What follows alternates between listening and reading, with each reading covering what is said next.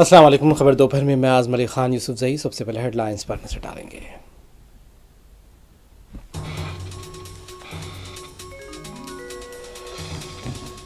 वज़ीर आज़म मोदी को नेहरू या इंदिरा गांधी के बारे में नहीं बल्कि मुल्क को दरपेश चैलेंजेस पर इजहार ख्याल करना चाहिए। लोकसभा में वज़ीर आज़म की तकरीर पर कांग्रेस का रद्द अमल।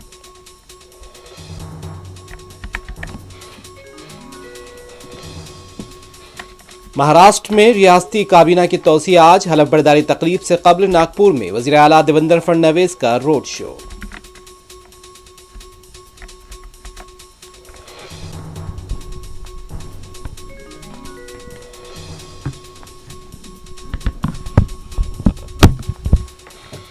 उत्तर प्रदेश के संभल में गैर मजाज तामीरात के बहाने आज भी इंतजामिया सरगर्म। कई तजावुजात को मुनहदिम कर दिया गया।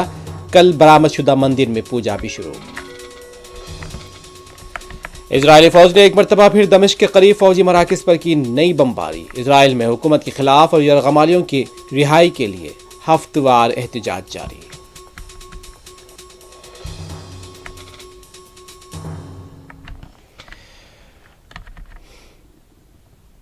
लोकसभा में वज़ीर आज़म नरेंद्र मोदी की तकरीर पर कांग्रेस के रुकने पार्लियामेंट जयराम रमेश ने कहा, मुल्क भर में आईनी ओहदों की तौहीन हो रही है। हर रोज़ आइन की खिलाफ वर्जी हो रही है। वज़ीर आज़म मोदी को जवाहरलाल नेहरू और आन जहानी इंदिरा गांधी के बारे में बोलने के बजाय खुद अपने इक़दामात और मौजूदा मुल्क को दरपेश चैलेंजेस से निमटने के लिए हिकमत अमली पर इजहार ख्याल करना चाहिए। उन्होंने तवक्कुआत का इजहार किया कि कल हुक्मरान जमात राज्यसभा में बहस की इजाज़त देगी। ऐवान की कार्रवाई नहीं हो पा रही है क्योंकि हुकूमत नहीं चाहती कि ऐवान में काम ना हो।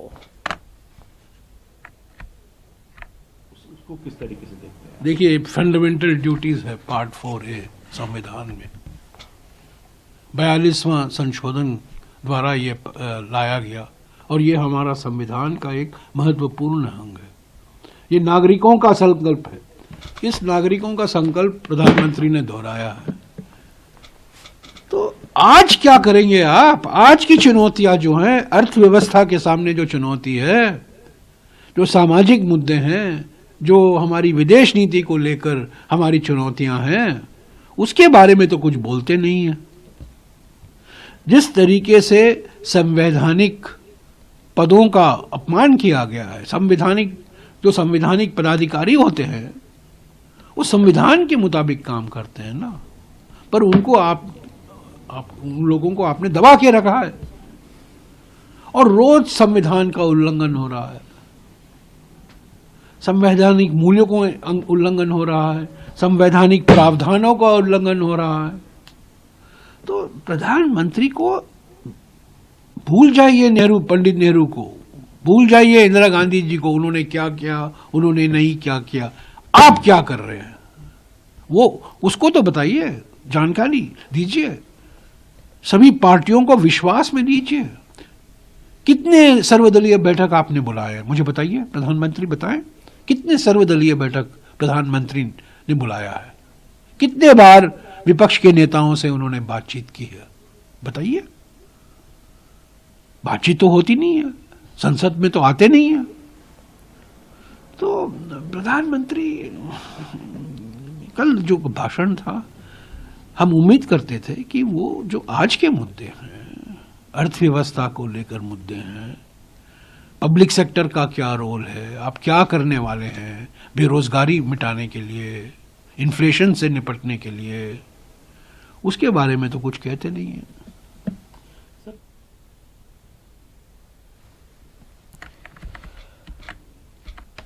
महाराष्ट्र में बीजेपी की ज़ेर क़यादत हुकूमत की अवलीन काबीनी तोसी आज शाम 4 बजे मुनक़िद है। काबीना में तोसी की हलफ बर्दारी तकरीब नागपुर में मुनक़िद है।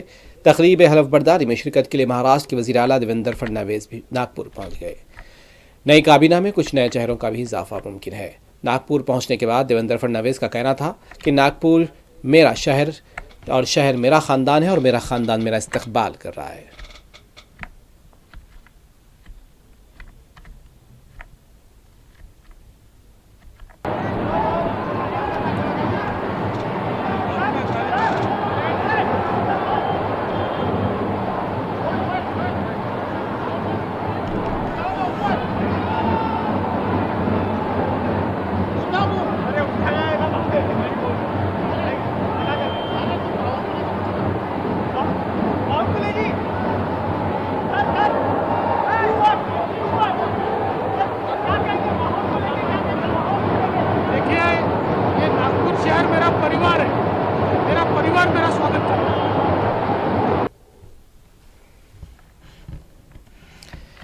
महाराष्ट्र के वजीर आला देवेंद्र फडणवीस के हमरा उनकी अहलिया अमृता फडणवीस भी नागपुर में मौजूद हैं। इस मौके पर अवामी जोश व खरोश देखकर बीजेपी की रियासती क़यादत भी पुरजोश नजर आई।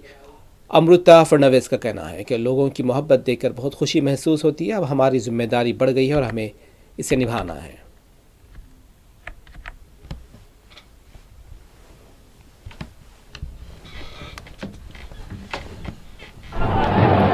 बहुत खुशी होती है, लोगों का प्यार देख के, और जिम्मेदारी भी है तो निभानी है।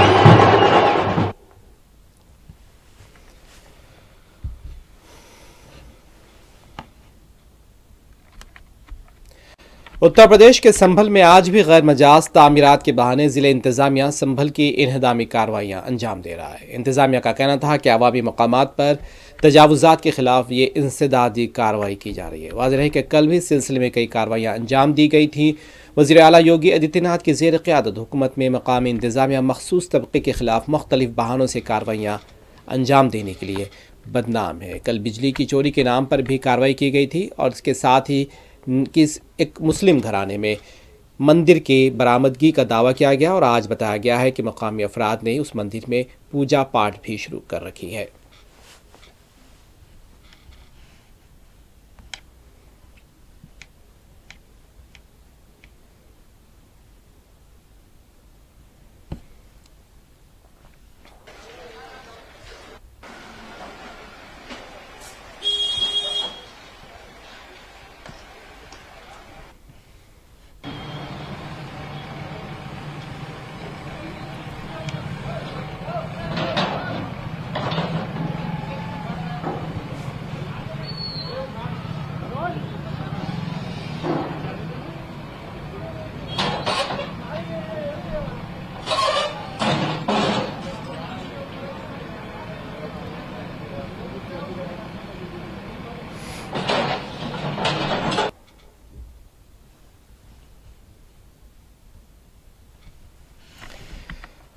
संभल की एसडीएम का कहना है कि अवामी मकामात पर तजावुजात के खिलाफ इंसदाद तजावुजात मुहिम चलाई जा रही है। इस तरह की कार्रवाई चंदौली में भी की गई थी। उनका कहना था कि बिजली की चोरी के खिलाफ भी कार्रवाई की गई है। उन्होंने बरामदशुदा मंदिर की पूजा पर भी इज़हार ख्याल किया और कहा कि मकामी हिंदुओं ने उस घर में और मंदिर में पूजा शुरू कर दी है।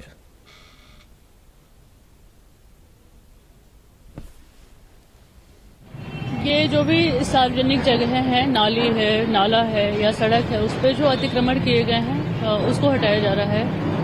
आप सबको पता ही है कि इससे पहले चंदौसी में भी ये अभियान चलाया जा रहा है 2 महीने से। तो चूंकि मास्टर प्लान का कार्य यहाँ भी गतिमान है तो उसी क्रम में ये ड्राइव चलाई जा रही है। मैम, इलेक्ट्रिसिटी डिपार्टमेंट द्वारा भी जो ऑपरेशन, हाँ, वो भी चलाया जा रहा है सर।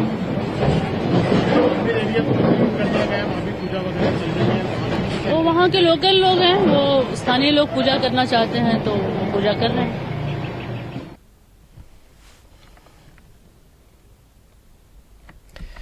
मरकजी वज़ीर दाखिला अमित शाह छत्तीसगढ़ के रायपुर के दौरे पर हैं। वज़ीर दाखिला ने रायपुर में पुलिस प्रोग्राम में खिताब करते हुए कहा कि मैं एतमाद के साथ कह सकता हूं कि छत्तीसगढ़ पुलिस फोर्स मुल्क की तमाम पुलिस फोर्सेस में सबसे बहादुर है, जिसकी वजह से उन्हें सदारती कलर अवार्ड से नवाजा गया था। अमित शाह का कहना था कि अवार्ड यहाँ की पुलिस की मेहनत, लगन, बहादुरी और प्यार का सबूत है।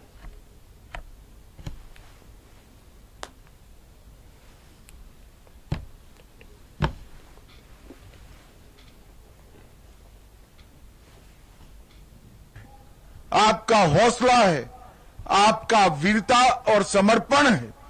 मैं विश्वास के साथ कह सकता हूं, छत्तीसगढ़ पुलिस बल देश के सभी पुलिस बलों में बहादुर से बहादुर पुलिस बलों में से एक पुलिस बल हमारा छत्तीसगढ़ का पुलिस बल है।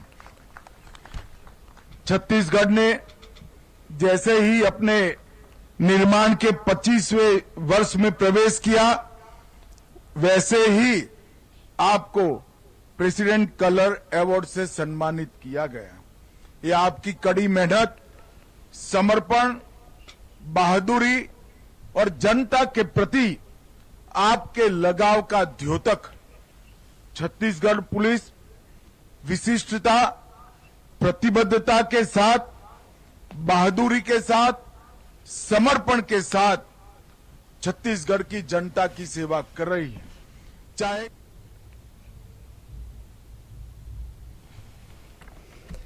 कांग्रेस के जनरल सेक्रेटरी के.सी. वेणुगोपाल ने लोकसभा में वज़ीर-ए-आज़म मोदी की तकरीर पर रद्द-ए-अमल दिया है। वेणुगोपाल का कहना था कि वज़ीर-ए-आज़म मोदी की ये तकरीर साबका तकरीरों की वाज़ेह तकरार थी। इस मौके पर कौम को मणिपुर, अडानी मामला और इस बारे में वज़ीर-ए-आज़म से जवाब की तवक्को थी। संभल तशद्दुद वाक़या से पूरा मुल्क मायूसी का शिकार है और इस बारे में भी तवक्को थी कि वज़ीर-ए-आज़म कुछ कहेंगे। उनका कहना था कि बीजेपी आज दस्तूर पर मुबाहिस करने पर मजबूर है क्योंकि इसका पूरा क्रेडिट राहुल गांधी को जाता है।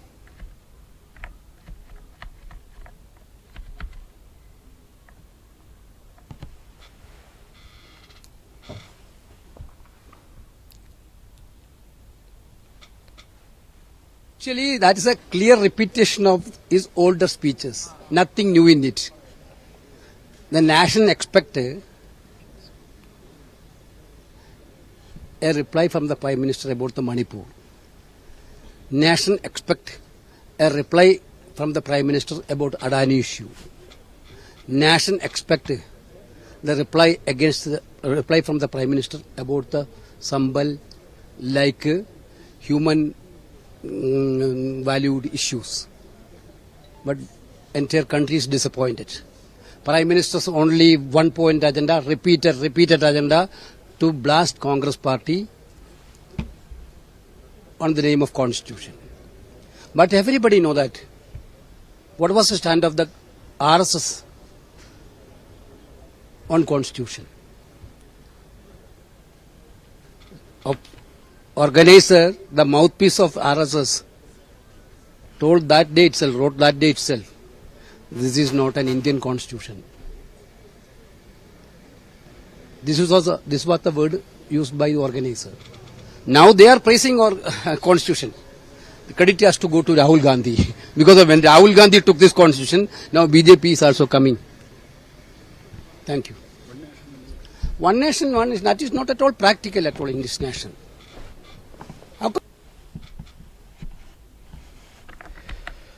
महाराष्ट्र में रियासती हुकूमत की तौसीए से कबल वज़ीर आला देवेंद्र फडणवीस ने नागपुर में रोड शो किया। इस रोड शो में बीजेपी के कारकुनान का हजूम था। इस मौके पर उनकी अहलिया अमृता फडणवीस और रियासती बीजेपी सरबराह चंद्रशेखर भी मौजूद थे।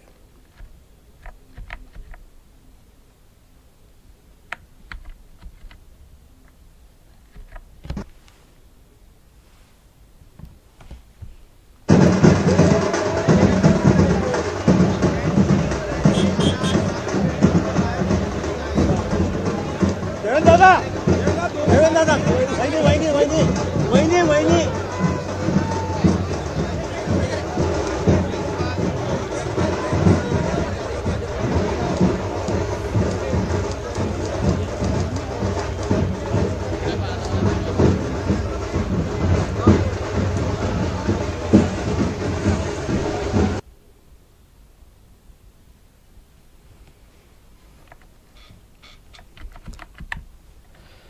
तेलुगु फिल्म स्टार अल्लू अर्जुन अब भी सुर्खियों में बने हुए हैं। जमानत पर रिहाई के बाद उनके मद्दाहों का उनसे मुलाकात का सिलसिला जारी है। इस बीच अल्लू अर्जुन ने अपने अहल खाना के साथ तेलुगु मेगा स्टार चिरंजीवी से मुलाकात के लिए बज़ात खुद उनके घर पहुंचे। तफसीलात के मुताबिक अपनी कार खुद ड्राइव करते हुए अल्लू अर्जुन चिरंजीवी के घर पहुंचे थे।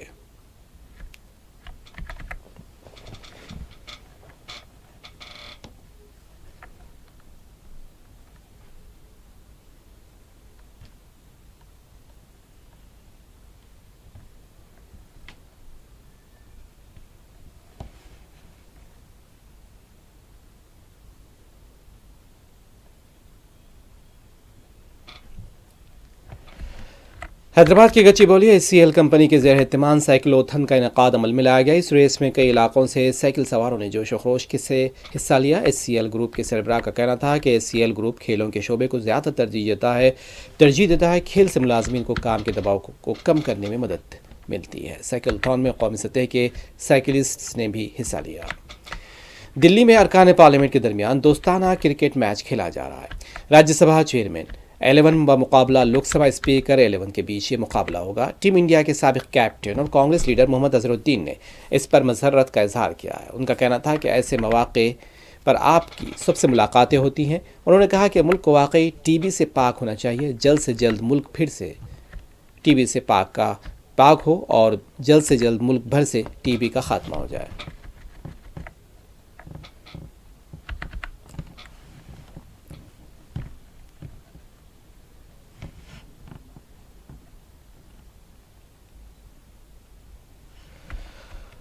मुल्क के साबिक नायब वज़ीर आज़म और बीजेपी के सीनियर लीडर लाल कृष्ण आडवाणी को पिछले दिनों तबीयत खराब होने की वजह से दिल्ली के अपोलो हॉस्पिटल में दाखिल कराया गया था, जहां डॉक्टरों की निगरानी में उनका इलाज चल रहा है। अपोलो की तरफ से इस सिलसिले में एक हेल्थ बुलेटिन जारी किया गया है, जिसके मुताबिक लाल कृष्ण आडवाणी को मेडिकल मैनेजमेंट और जांच के लिए अस्पताल के आईसीयू में दाखिल कराया गया है। सीनियर न्यूरोलॉजिस्ट इस पूरे मामले को देख रहे हैं। फिलहाल लाल कृष्ण आडवाणी की हालत मुस्तहकम बताई जा रही है। हालांकि अस्पताल ने यह नहीं बताया आडवाणी को किस वजह से आईसीयू में दाखिल करना पड़ा। 97 साल लाल कृष्ण आडवाणी को 2 दिन पहले अस्पताल में लाया गया था और इस साल माह अगस्त में भी उन्हें अपोलो हॉस्पिटल में दाखिल कराया गया था।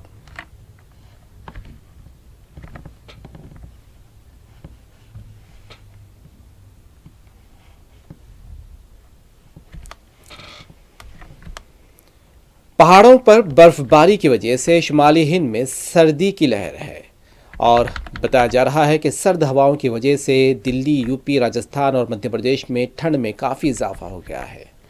इधर तेलंगाना में भी दर्जे हरारत में कमी दर्ज की गई है। कल 10 डिग्री सेल्सियस से नीचे गिरने के बाद तेलंगाना में 13 अजला में सर्दी की लहर का अलर्ट भी जारी कर दिया गया है। बताया जाता है कि आदिलाबाद में सबसे कम दर्जे हरारत 6.3 सेल्सियस रिकॉर्ड किया गया, जिसके बाद 15 दिसंबर को निर्मल में इसी तरह 6.6 दर्जे हरारत दर्ज किया गया था। महकमा मौसमियात के मुताबिक आने वाले दिनों में कोहरा देखा जाएगा और उत्तर प्रदेश के कई अजला में दर्जे हरारत 3 डिग्री तक पहुंच चुका है। वहीं राजधानी यानी कि दारुल हुकूमत दिल्ली का कम से कम दर्जा हरारत भी 4 डिग्री दर्ज किया गया। महकमा मौसमियात का कहना है कि अभी सर्दी की लहर बरकरार रहेगी। पहाड़ों पर बर्फबारी में मजीद इजाफा होगा, जिससे पारा मजीद नीचे जा सकता है। जनूबी हिंद की रियासतों में हल्की से दरमियानी सतह की बारिश का भी इम्कान है। महकमा मौसमियात की जानकारी है कि हरियाणा और पंजाब के कई हिस्सों में इतवार को भी सर्द लहर जारी रही। फरीदकोट में दर्जा हरारत 1 डिग्री सेल्सियस दर्ज किया गया। पंजाब में सबसे ठंडा मुकाम रहा और एहदाद-शुमारी के मुताबिक भटिंडा सबसे ठंडा मुकाम रहा और पंजाब के पठानकोट में कम से कम दर्जा हरारत 2.3 डिग्री सेल्सियस दर्ज की गई है।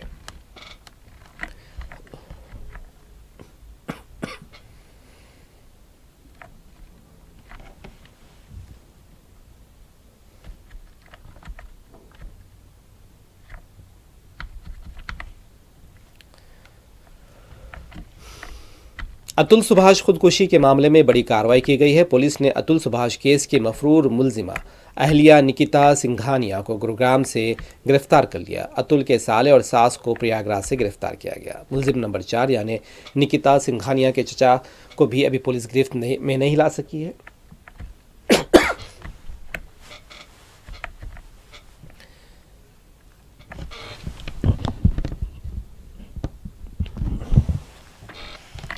इजराइल ने दमिश्क के करीब फौजी तनसीबात पर 35 हमले किए। शाम में तवील अरसे तक हुकूमत करने वाले बशारुल असद की माजूली के बाद से शाम में फ़िज़ाई हमलों में और शाम के फौजी ठिकानों को निशाना बनाया जा रहा है। इजराइल की तरफ से जंगी तैयारों ने तल अवीव एक इलाके में शाम के एक इलाके में बताया जा रहा है कि रिपब्लिकन गार्ड फोर्सेस और 4th डिवीज़न के ठिकानों पर हमला किया है। दारुल हुकूमत दमिश्क के शुमाल में वाक़ कस्बे में भी एक फ़िज़ाई दिफाई मरकज़ को निशाना बनाया गया है। दरा के मशरक़ी देही इलाकों में भी और हुम्स के मशरक़ी देही इलाकों में भी 18वें डिवीज़न के गोदामों पर बमबारी की गई है और ये ताज़ा तरीन इजराइल की जानिब से सीरिया पर बमबारी है।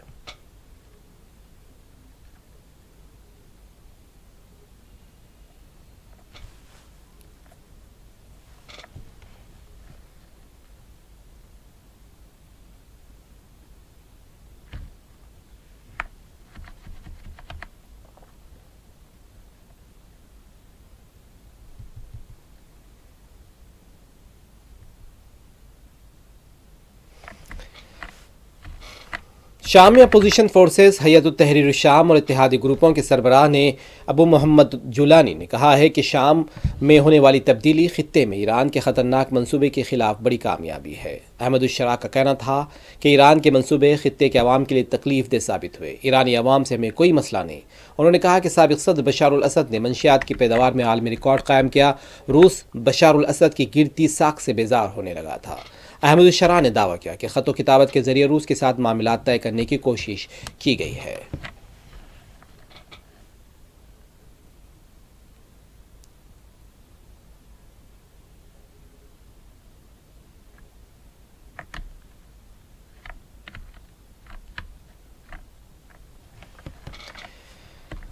शाम में तुर्किया के सफारत खाने ने 12 साल बाद दोबारा काम शुरू कर दिया है। शाम के दारुल हुकूमत दमिश्क में तुर्किया के सफारती मिशन ने 12 साल के वक्फे के बाद अपनी सरगर्मियां दोबारा शुरू कर दी हैं और तुर्किया का परचम सफारत खाने पर लहराया गया है। सफारती मिशन शुरू होने के बाद तुर्किया ने शाम में नाजिमुल उमूर भी मुकर्रर कर दिया है। याद रहे, तुर्किया ने साबिक़ सदर बशार अल असद हुकूमत के खिलाफ 2011 में मुजाहरा करने वालों पर बदतरीन क्रैकडाउन के खिलाफ 2012 में शाम में अपनी सफारती सरगर्मियां रोक दी थीं।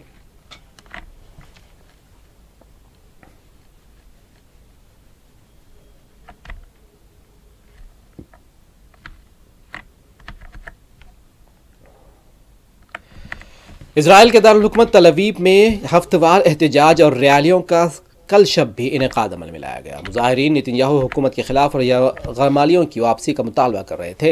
यरगमालियों की वापसी का मुतालबा करते हुए वो नारे लगा रहे थे। इजरायली वज़ीर आज़म नेतन्याहू इस मरतबा मुआहदे तक पहुँचने के लिए सबसे ज़्यादा पुरआज़्म बताए जा रहे हैं, लेकिन फ़रीक़ैन के दरमियान अब भी कई उमूर पर इख्तिलाफ बरकरार है।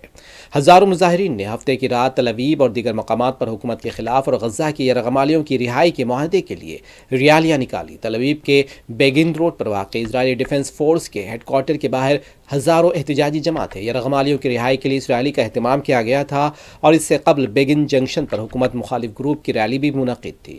वाज़ेह है कि इजराइल हमास के साथ मुमकिन मुआहदे को हातमी शक्ल देने के लिए फ़ैसला कुन दिनों में दाखिल हो चुका है।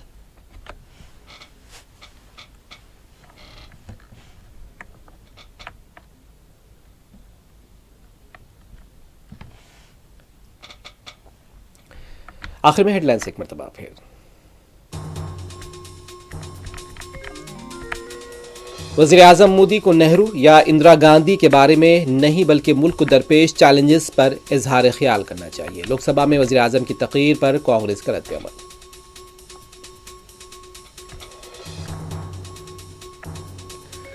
महाराष्ट्र में रियासती काबीना की तोसिया आज। हलफ बर्दारी तकरीब से कबल नागपुर में वज़ीर आला देवेंद्र फडणवीस का रोड शो।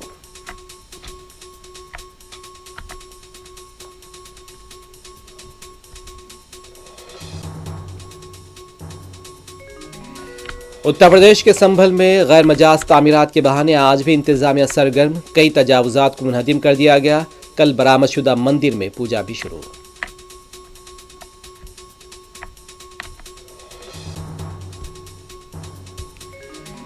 इजरायली फौज ने एक मरतबा फिर दमिश्क के करीब फौजी मराकिज पर की नई बमबारी। इजराइल में हुकूमत के खिलाफ और यरगमालियों की रिहाई के लिए हफ्तेवार एहतजाज भी जारी।